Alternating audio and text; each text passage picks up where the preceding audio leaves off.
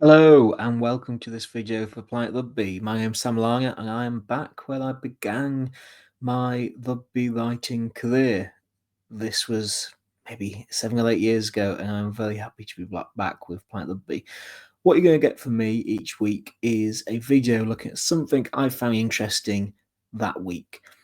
In this edition, we're going to look at that Friday night game where Wales were comprehensively dismissed by France, but I'm going to specifically look at something in their midfield. So first of all, what we talk about?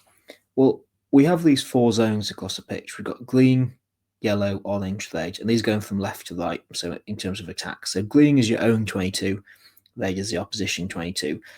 They're fairly basic stuff. So we're talking here about green and red. These are the zones where you know exactly what you're going to do. If you're in your green zone, you're most likely going to be kicking. We saw actually Scotland against Italy, Scotland scoring from their green zone with that scrum. The scrum is a great platform because the opposition feel like they have to drop two players back. You've got the scrum half obviously involved in the scrum, which means you've only got four frontline defenders. But apart from that, you're going to want to be getting over the ball in your green zone. On the red zone, you're just going to want to keep hold of it. Keep hold of it until you score the try. Unless, as Dupont showed on Friday night, there's a clear opportunity to kick. The yellow and the orange zone, so they're more complicated. So these occupy 56% of the pitch, but 64% of possessions actually start in one of these two zones. So this is between the 22s. 22 to halfway to the opposition 22. So 64% of possessions start there, but only 4.2% of tries of those possessions that start will end in a try. So it's quite a low number, perhaps maybe more than you expected, but quite low. However, 19.7% of possessions which start in either the yellow or the orange zone will end in either a turnover or the penalty conceded. So this is why they're so crucial. When you're in this area, you can either restart an attack or get a penalty, which means you can kick your touch, whatever it might be, but you can restart that attack, you can go forward ball, or you can turn it over. And what teams need to be smart at is deciding when to play and when to hold off. So let's look at an example from the URC this year.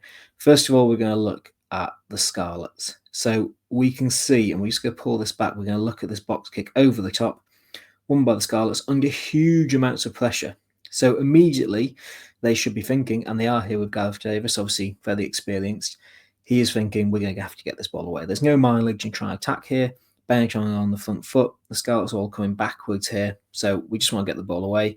But they're going to give it one go. They're going to give one carry. If they make a break here, if they find some space, but they possibly gain a yard, but then it's everything slow. So in this case, they're just going to kick the ball away. They don't want to hold on to possession for much longer.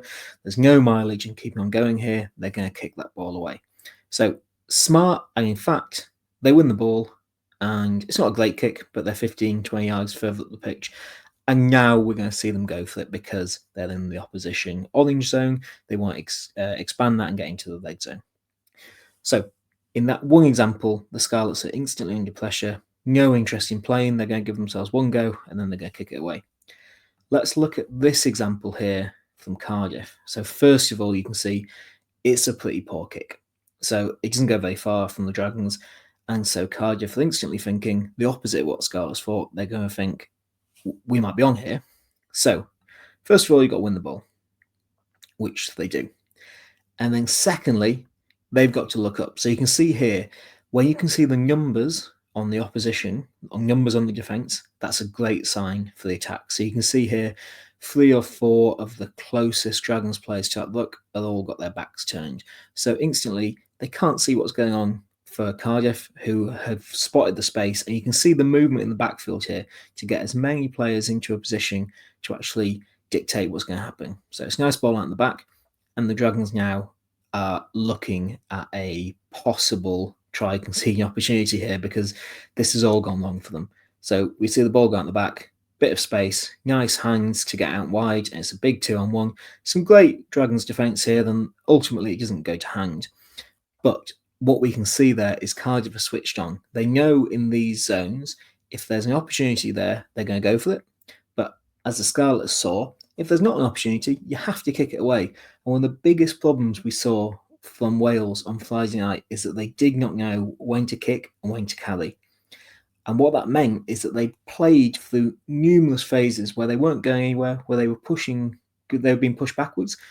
And what that means is that the risk of having the ball is increasing. All that time, it's increasing. Every single phase you add on, the risk of having that ball increases because you might knock it on, you might get turned over, you might concede a penalty. So that risk is going up. But the opportunity is really probably going down or staying level. Every phase you're adding, it's going to be harder to break down that opposition. So in those situations, Wales need to be kicking the ball early. And I completely understand what some of the commentators were saying. Shane Williams, for example, he was nervous about the fact that Wales had so little ball, and so why were they kicking it?